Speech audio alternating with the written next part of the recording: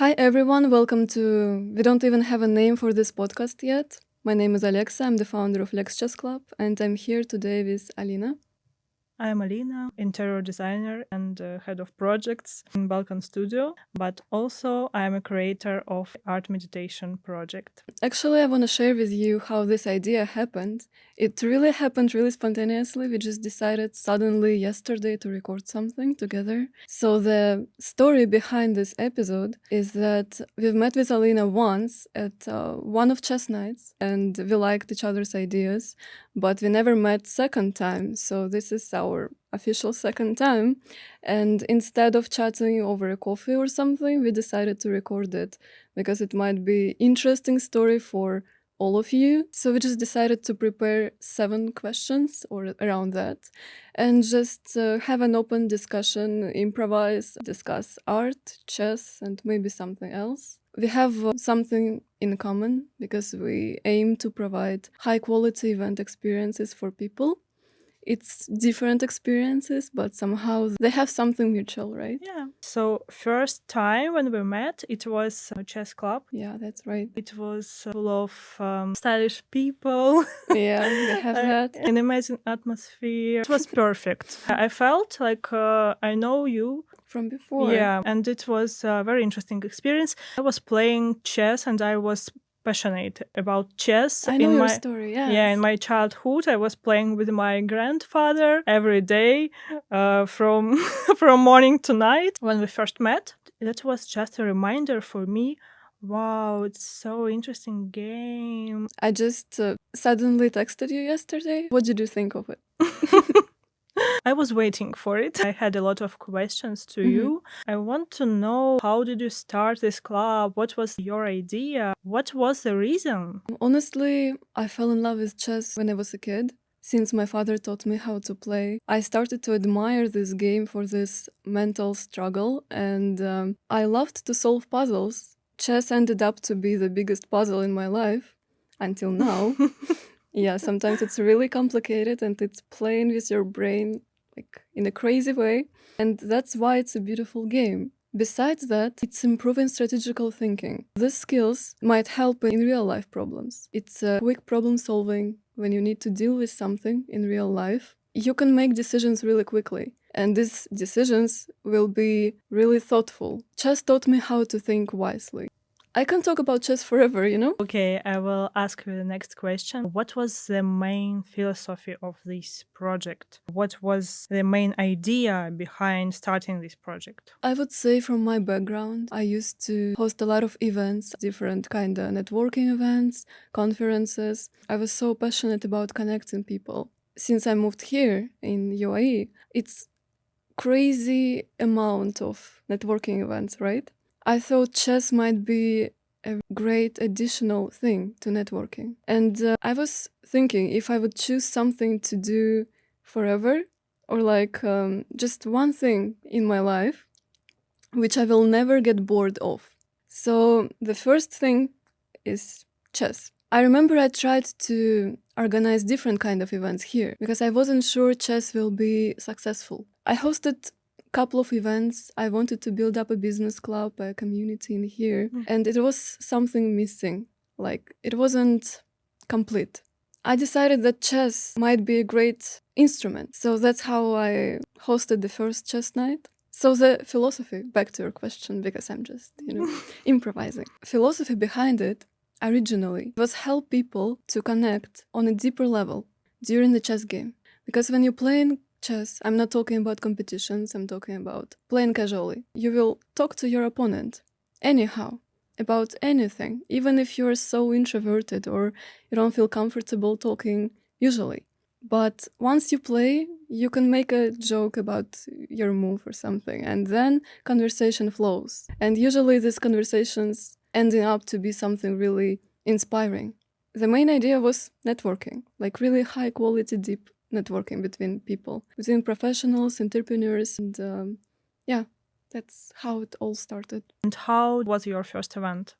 Actually, it's a pretty funny story. I got a lot of feedback that people who I used to invite to my previous events, they don't play chess. I remember I used to go around Dubai looking for a perfect location, and I wasn't experienced much yet. I found one cigar lounge. I hosted the first chess night there. It was a bit awkward because it was the first event and I had no idea where it will lead to.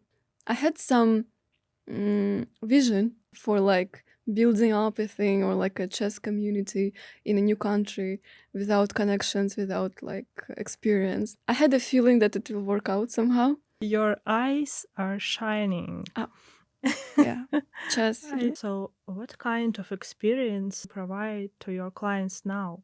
Well, as I mentioned before, first thing was a high quality networking. But then, from these 2 years of experience organizing this, perspective shifted, and now I'm providing more of professional environment for chess players to grow. Also, it's high quality sportsmanship competitions. Lately, I have members who love to compete and fight over the board, not only network, and I believe in this case network coming naturally. And do you remember this moment when it became a real community of professionals, not only hobby? Yeah, well, it's a great question because honestly, I don't remember the exact moment when it happened because I was so involved, I was so focused on the process of organizing regular events. I was racing, I was rushing doing it. I remember my first collaboration with Grandmaster. That time we hosted a couple of interesting formats like simultaneous chess session. It's when a really strong player like a grandmaster playing simultaneously with multiple players. That time he won everyone and it ended up to be really fun but humiliating experience. Yeah, and after we hosted one more format where he played blindfold. It's a format where like he's sitting back to audience. It's same setup, same like line of tables, let's say 7 boards, and he has an assistant. This assistant moving pieces for him. He's just naming it in his head and he's like imagining the board and he remembers moves and that's how he plays. This format attracted more professional audience, right? Because professional attract professionals. And then I started to host tournaments. Before I didn't do it. After tournaments, it was more and more flow of people who really love to fight, you know? So How this experience changed your personality, how it influences you? well, that would be a long story, honestly, because it changed me a lot. I'm excited. Hosting events is really changing a person, I want to tell you. And I will ask you the same question after because I believe you changed a lot as well. Because now I can do multitasking easy. I can do everything, even if I have no idea how to do it. I will learn in 3 hours and I will try to make it. I think it's a great improvement of stress management, especially with something serious as chess. As I said before, why I admired chess when I was a kid is that because I love to solve puzzles. And for me, every challenge is a new puzzle. And let's say to host a new format of chess event, it's a huge challenge, right? When you're responsible for people's experience and you want to provide a high quality experience to them, feedback from every guest is important. First year of my journey, it was really, really tough to find people and to gather people who is approximately on the same level of play and that they enjoy everything. I faced a lot of stressful situations where, let's say, people come into the event, it's not enough participants, and they expected networking, which was my main slogan. And they're like, so where is everyone? I understand that I'm responsible for their time they're spending on my event, which I cannot even call an event yet. So you know how awkward it is and how stressful it is inside. So you should deal with all these emotions and put guests first. So I remember how I improved my communication skills. How would I go out from this situation and move it somewhere else, like in a different direction. Also, I had some guests who joined and they don't like to lose. So once someone is joining and they're losing a couple of games, they just leave and other guests see them leave. Everyone is leaving it. I'm like, but it's a game. It's not about winning. It's about learning. You know, this famous saying everyone aware of. Yeah, so it's a lot of random reactions from people, and you should adapt yourself to each one and create something around it and make the experience for everyone good. And to handle all this is really improving you personally because you become stronger in a way. Now I can deal with many things just using my communication.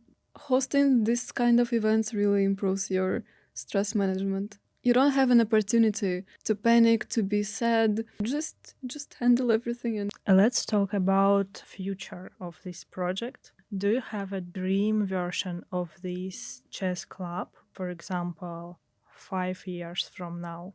5 years, I can't answer. I have a vision. It took me a long time to get there. I had a lot of experiments, which is normal in every project. So I tried to choose which direction exactly I'm gonna take. And now I'm sure that it will be a sport direction, it will be a professional one, because it's the core of chess, I believe. And networking, it always will come naturally. It should be an important part of the project, but not the main one, because it's always there. Even when I've met really extremely introverted people, like they never talk in public. Even them, when they play the game with each other, they would laugh, they will make jokes, and now they're friends after 10-minute game. So yeah, that's proving my point that chess is a great instrument for communication, for a better communication. And it makes communication more comfortable and meaningful, which is more important. In 1 year, I would probably see myself continuing doing the same, do a lot of tournaments, competitions, federated competitions, official ones, or even I have a crazy idea to go worldwide. Somehow I have some trusted people who loves chess in New York, in Thailand, and some other random, absolutely random countries. I would like to host events there as well. Maybe go there time to time. That's the vision. The main goal of all this is to build a really strong community of people who really admire chess, for people who want to learn and grow. I wish you, and I believe you will, build this really big community. Can you tell me something about Inner Kitchen? Who is hiding behind the scenes of these projects? I'm excited about this question because it was a lot of stories behind. So first year and a half, I would say, I was just moving alone. I wasn't even looking for a team somehow. Maybe if I would look for a team, I would move faster. But it was a fun challenge to me to move alone. Because when you can do such a thing, like unite a lot of people over some rare activity, and you can do it all by yourself, it feels fun. So I had this journey by my own. And then I realized that to grow such a project, I need a team for sure. When you have a strong team, the whole project looks stronger. Each person can bring something unique. For a long time, I was afraid to collaborate with someone because I was so protective. This chess club, I can consider it as my baby. It's something really, really important to me. And to let someone in, change the rules is something, it's something big. I couldn't find right people. And I was just continuing doing the same. And some people from guests, yeah, all my friends and all my team members, they were guests at one of chess nights. That's how all started. That's an interesting point. I had a couple of collaborations. People who wanted to join the team, somehow it didn't work, and it happens. There are many reasons to it.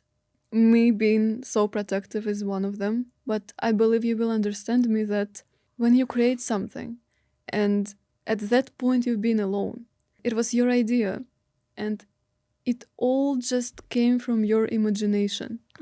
You just imagined the picture how it will look like one day. And you're there. You reached it alone. I believe it's absolutely normal to be protective. And if you don't feel comfortable working with someone, it is also right. You should not sacrifice the success of your project for someone's vision. If you disagree, from this explanation, you might understand it wasn't easy with some experiences of trying to collaborate with someone. For now, I have a small team, but really lovely one. All of them are professional players. They are, or they used to be.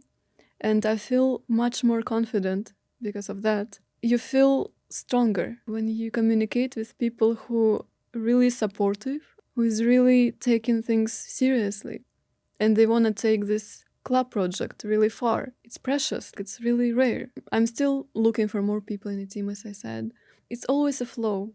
And I love this flow. When you just do one thing consistently, it can lead you to great people. Somehow it might not work. And somehow it might just end up being something beautiful. Just randomly, suddenly it might work. You never know. That's the interesting part. I completely understand your intention to protect your project. I think you just needed to be mature enough to start building a team. That's true. That's a great point. But like, why think so? When you mature, you can choose people wisely, or Because you already have a perception of how you see everything, or yeah, of how you see everything. That's how I feel. I agree, because when you don't have a clear vision where you want to be, and you're looking for people who will support your blurry vision, you will end up somewhere blurry as well, right? I will ask you a small question. I think it's the last question. When I met you, it was in a lobby bar additional hotel, Yes. I guess. Yeah. I love this building. It was so beautiful. Everything was so stylish. So I wanted to ask, what inspires you? Of choosing the place? Yeah, Or choosing a place, these chess sets. I think aesthetic vision is really important when you build a business. Nowadays, if you don't have vision and beautiful take on things, it less likely will succeed. I like when everything is matching, when everything in one theme. It's really important for building up a brand, because when you have one visual take on things, people will memorize it and people will come back to this vision. It was the greatest feedback for me when people appreciated the visual part. Even when a person showing up to my event and they might look like they don't care, they never cared about visual. They're really serious people, like they just in a tough business. But they can come and tell me, I saw Instagram of Chess Club and you have a beautiful theme. Visual parts shifting the reality, basically. Because when you're in the moment and you are placed in an environment with beautiful, good-looking things, and everything is in style, everything is chosen to be so, it's providing an unforgettable experience for people. Even though they don't really about visuals, it will still affect their feedback. So the place, actually, I'm moving around now. I'm not doing these events at this location, and it was also a challenge for me because this location got closed. It happened really randomly, just 2 days before my event should have happened. So I felt homeless with my bags, with my chest, because I used to keep these boards at this place because I hosted events there for 1 year. So now I'm traveling around Dubai, choosing a new home for Chess Club. It's also an interesting journey. And sometimes when I face a challenge first, I might be upset, which is normal human reaction, right? So it was one place and everyone liked it. Even you now gave a feedback, and now it's a new start. All this experience, the whole experience and background taught me that you should be ready for every challenge. And even if everything seemed to fall, it's interesting and it's challengeable. I love the feeling of it. You can never predict what will happen next. And that's why I will never get bored. So I think I said a lot, and now you will be my victim of questions. Did you like the answers? Of course. I just want to mention that I'm first time doing so. We wanted to meet for a coffee. Basically, we would discuss same things. You would ask same questions and I would answer. But it's really nice to save it somewhere, like to put it somewhere. And also one more point, we recording now in our cast studio. It just got opened, and I had a moment with the founder of the studio, just like 2 hours ago. He told me a really interesting thing, that the studio is not about renting out the place for someone to record a podcast. It's more about informational legacy you can leave after. So each conversation, if it's meaningful, it worth to be saved somewhere. So that's what all this project about, and I'm really inspired by this answer I just got. I like the idea of what we're having now, and yeah, I'm just genuinely enjoying the conversation. We will see where we will end up with this. Maybe we will continue doing it regularly. Thank you. Thank you so much for sharing your experience. I think it's really absolutely unique. So you need to talk about it. Honestly, it's been a while. I tried to talk about it, but somehow, yeah, I just made it first time with you, so I'm grateful for you being here as well and asking these right questions. Yeah, because I couldn't do it myself, right? It would be strange if I would interview myself. Well, now I will be interviewing you. I've prepared some questions which I'm genuinely curious about. So, the first time we've met, we had a chat, right? So, we sat to play chess, and you told me about your project. Basically, you told me that you do architectures, and you showed me your works, and I was like, wow, she got a vision. I was curious about knowing you more, and somehow I felt it's not the only thing you do. Because when I had a conversation with you, I felt that you have something entrepreneurial in yourself. And it ended up to be so. So now we will talk about this.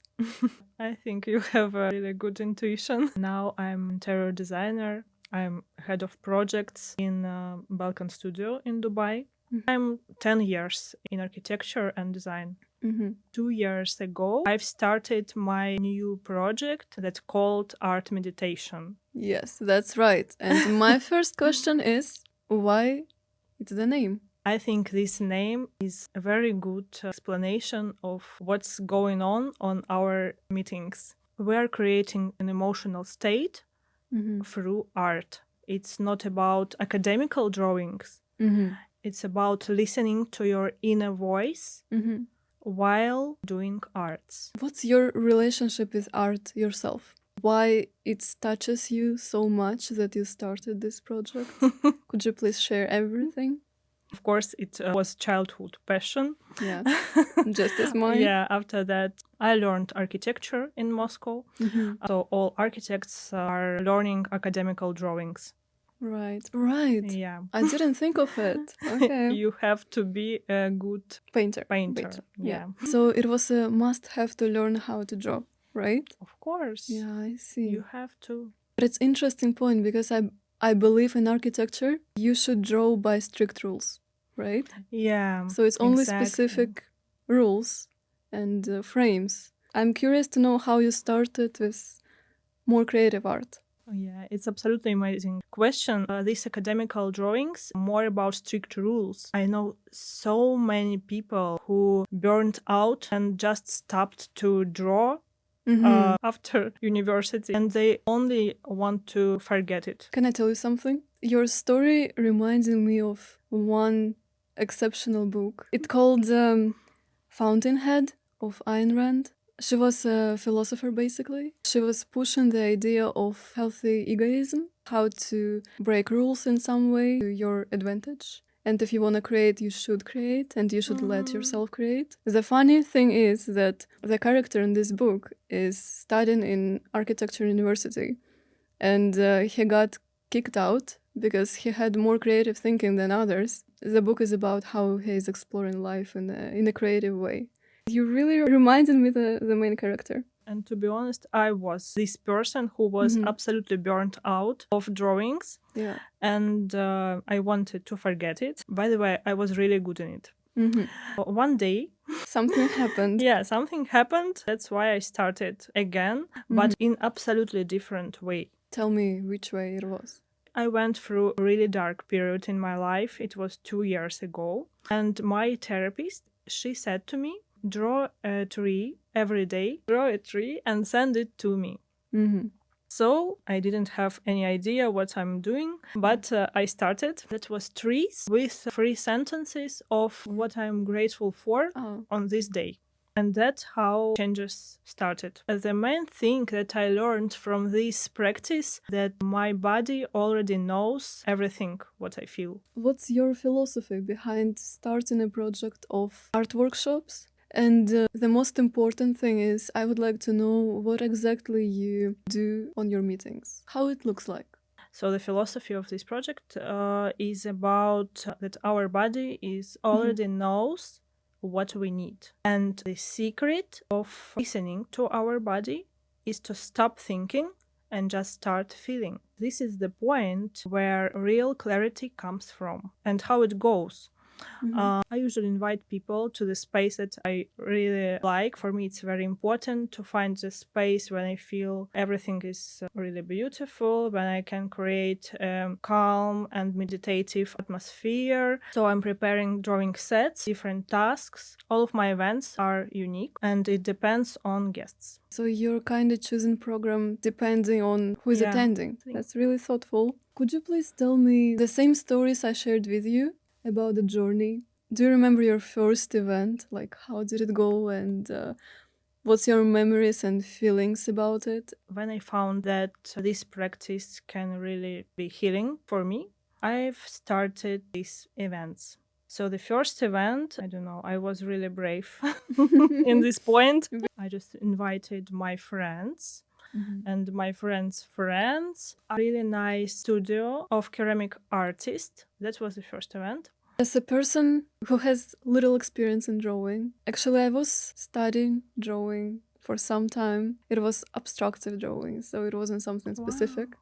I might understand this idea of working with your emotions while creating art. What if people want to attend your workshops, but they tell you, but I can't draw? Maybe they're afraid that it will be judgmental environment or something, that someone will judge that they drew something in the wrong way, which is less likely important, right? This is the most popular question. That's why I'm starting all my workshops with rules. And the main rule is to stop thinking, stop judging yourself about. It's really hard sometimes. Yeah, it's really hard, but I will give you one tip. All right, go with the flow. Just let your body speak through art. When you find yourself, you are starting overthinking All the time. Yeah, it's absolutely normal. It's about everyone. When I'm starting to think, is it beautiful or is it ugly, what I'm doing? If I'm starting compare myself, you just need to focus your attention from here, from brain. That means your brain speaks. If you are judging, it's about brain. You just need to move it from brain to, for example, to hand or to your heart. To let go is really difficult sometimes. And if you find an environment where you can let yourself be in this state, it's really rare. So I believe you're creating something. Why do you think this kind of workshops might be relevant for Dubai especially? I've started this project in Moscow, but now I'm in Dubai and I see a difference between people here and there. So Dubai is full of really ambitious people and time here moves really fast. That's true. So I think that my sessions is about helping to slow down, to relax, to listen to your inner voice, to reconnect with your normal energy, and to reconnect with your authentic self. That's a great answer. Actually, about the rhythm of the city, it's absolutely true. It's really difficult to slow down sometimes. So if there is a chance to do so, it's really rare also. And I think there is a mutual thing between our projects to create a space for connecting people. Yeah, exactly. The mutual thing is that we aim to provide a unique solution for something, and we aim to provide high quality experience for people to experience art and solitude in some way, and chess and competition or something. I feel somehow we have a understanding, like we didn't talk about many things yet, but we have an understanding that we faced same issues or like same problems on a way on this journey. So it's really interesting, honestly. And your story is really inspiring. You should talk more about it. Yeah, because I'm trying. I'm trying myself too, and it's not easy, but we are doing it for experience and we might continue it. So we're doing something important for ourselves as well. It's also good to do something for yourself, not only providing experience for others. Because I felt lately that the emotional state of the founder reflects the success of the project. It also took some time for me to realize, because when I was down, let's say, and I tried to work hard or like build up something from this situation, it never worked. Exactly. Yeah, it ended. Sometimes it's better to slow down, at least for one day, and do some other activity, to switch to something else, to expand the vision, let's say. New creative activities might bring some new interesting ideas. So I have a last question to you. What would you say to someone who is unsure if this is for them? This practice is for everyone who would like to stay on their own path, to find their authenticity, to find their unique style, their unique voice. I believe everyone has it. Absolutely. And I believe that if you will follow your heart, follow your Mission. inner call, mission, follow your mission, you will have a lot of energy. You will be in the right place, let's say. Yeah. This was interesting and insightful conversation. I really appreciate your presence here, because honestly, it was just a feeling that I'm going to record something tomorrow. It was yesterday, and I was like, I want to invite this lady, and I think each time, each conversation is a reflection of each other. So it's amazing when you can reflect of some person with similar mindset, let's say. Honestly, each time I'm recording something, I have a lot of ideas, like a million ideas, and of course I cannot spell all of them. I think that's enough for today, or we should discuss something else. I agree. I think we need to keep in secret some things. Yeah, absolutely. Well, Thank that was a you. pleasure.